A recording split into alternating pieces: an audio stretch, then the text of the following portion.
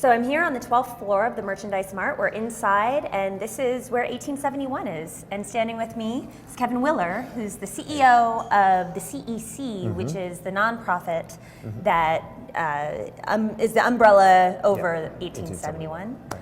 Absolutely. Thanks for being here. We're excited to show you around. This is great. So real quick, while we're just standing here, maybe you could just give me a little bit of an overview on what 1871 is when you guys, launched. So 1871 is a 50,000 square foot startup center for digital startups building their businesses from 2 to maybe 10 people. We opened on May 2nd of 2012. We have 200 members today, which is really exciting, and we hope to see a lot of successes come out of this place. Great, cool. So can we just go on inside? Yeah.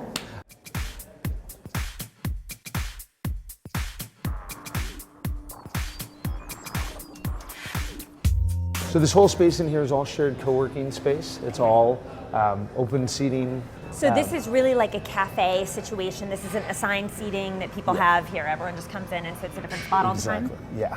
And so these people who come into the shared section, do they pay dues or anything to be able to come in here? So everybody goes month to month, which was so important to the startups, as you've seen in other co-working spaces, was the flexibility to be able to leave whenever they need to.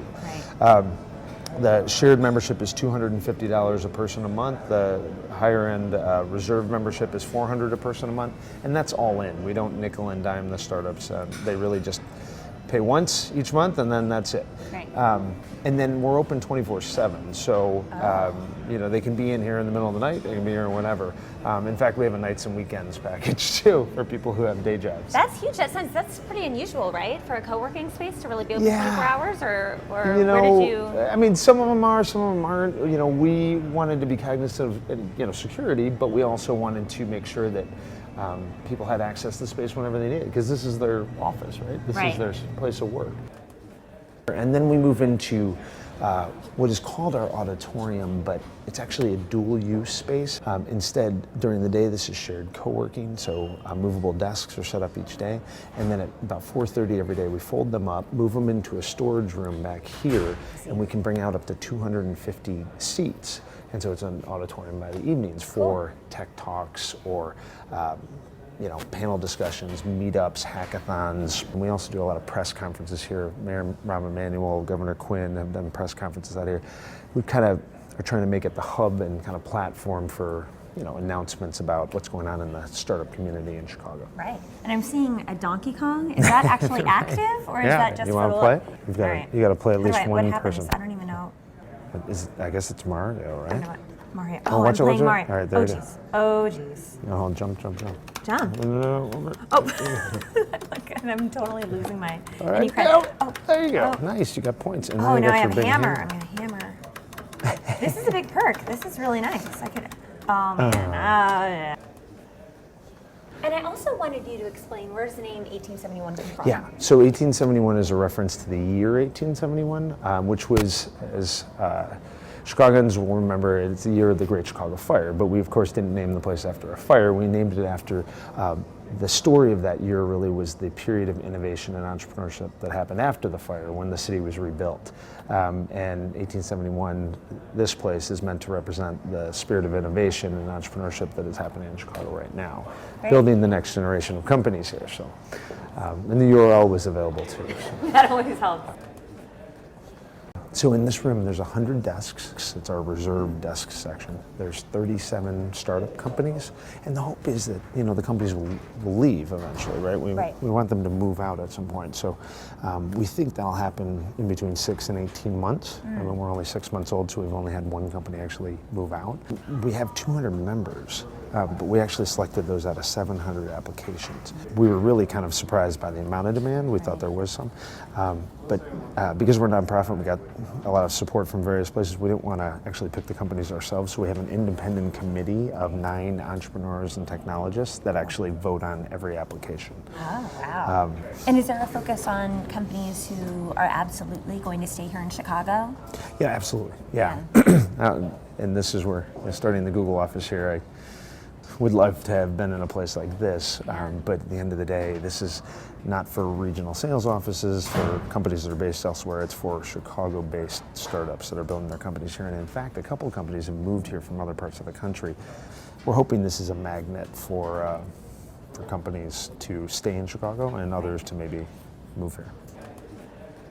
Something I'll point your attention to is this, and again, I think we stole this from General Assembly, but was the chalkboard idea. So this is the month of October, and this is on our website too. It represents in many ways the value add of the space, but really the programming. So anything in kind of red is a workshop. We bring in experts for free, we don't pay anybody. They come in and do deep dive sessions with about 20 entrepreneurs at a time. Okay. And then we complement that with what we call office hours, and office hours are when an expert comes in, they give us a date and maybe a couple hours of their time. In fact, I did it today for 3 hours. And we'll put out a calendar of the startups. They can book 30-minute slots and just come in and ask you anything. And so this is kind of the scenic walk, we called it in the original plans, but long hallway that's broken up by these curtains, which seem kind of random, but actually have a really great purpose.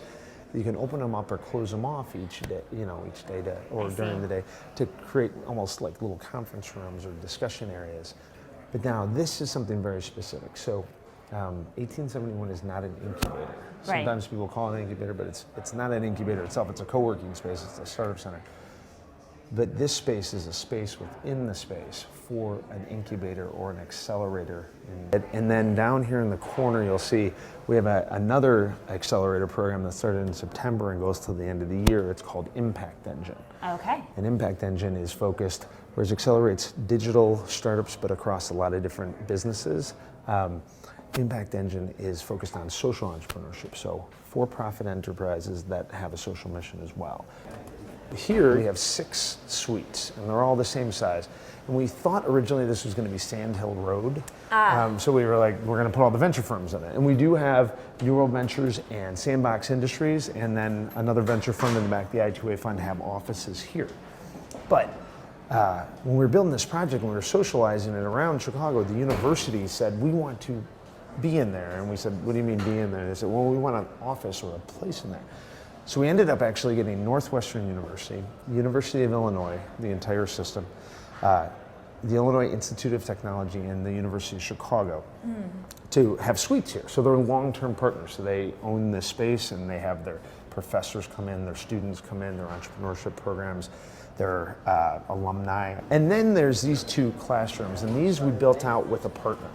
So we partnered with something that is called the Starter League. It was called Code Academy.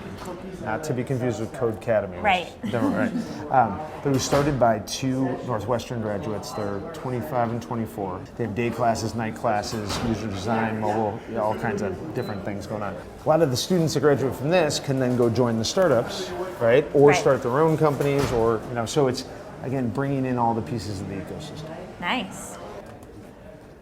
If you look across Silicon Valley, Dick Costolo from Twitter is a good example. Mark Pincus grew up in Chicago. Chris Cox, the senior executive at Facebook from Wilmette. Larry and Sergey are from the Midwest. Marissa Mayer is from Wisconsin. I mean, there's a lot of these people are from the Midwest, but they've left. Mark Andreessen, Steve Chen, Larry Ellison's from the south side of Chicago. They've all left. And that's probably because they couldn't find community here or the opportunities they wanted, and they went out to Silicon Valley, which makes a lot of sense. But we think this is changing. Not 1871, but just Chicago as a startup community is changing that, where, maybe that's the next, Larry Ellison, but he can stay here. He doesn't have to leave, right? So Kevin, what's next for this space? The tour has been amazing. What's next for 1871? Yeah, so I think, we're 6 months as of last Friday, so we're 6 months in a week. We've seen much more demand than we thought. We've been able to bring in some great entrepreneurs, incredible companies and technologies.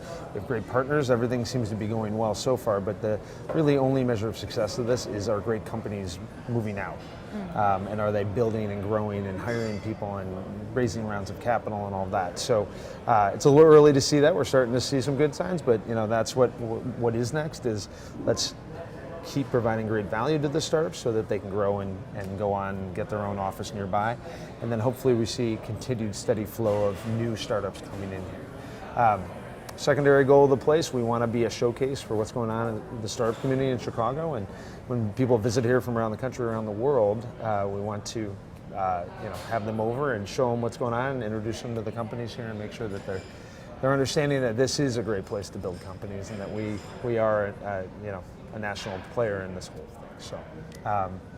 So we'll see. I mean, those are big goals right now, and it's been fun. It's exciting. We'll see where it ends up. Well, we can get started. We can go around and try and kick people out to get started. Right. But Yes, Kevin, do that. thank you so much for showing us around. Yeah, no, 1871. absolutely. It's been great. Thank you for being here.